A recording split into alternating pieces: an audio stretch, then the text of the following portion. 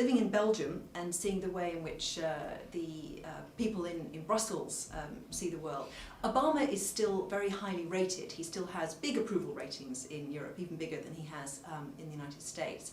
But that's because we like his style. He sounds European, he looks young and fresh, he still has the glamour and the allure that he had when he came to office.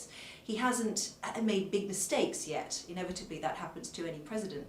But we're still waiting for the penny to drop. We're still waiting for the results of his intentions.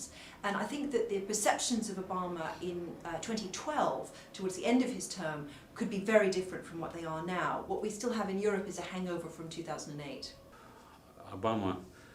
Obama's reset policy is viewed positively. Young Russians support this. Elder generation is cautious, but since American policy towards Russia is not aggressive, I think it has room to be heard. And I think in general sense,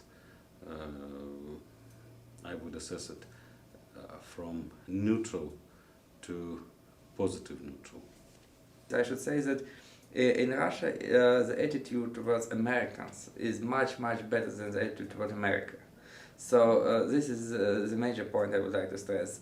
Americans as people are really gentle, nice and educated people, but America as a country which is the idea of indispensable nation, of the seat of the hill and so on, is not much admired in Russia. I'm coming from a small country, and the smaller the country is, the more it is interested in itself.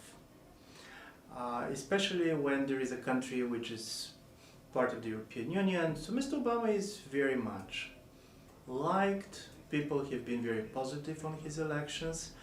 But in the time of crisis, you're more and more looking at your own problems than at the problems of the others.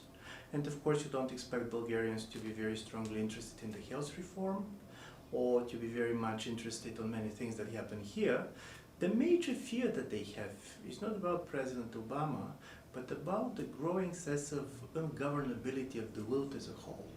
And from this point of view, there is much more stronger expectations and demand for American leadership. But of course, it's easy to demand than to supply these days.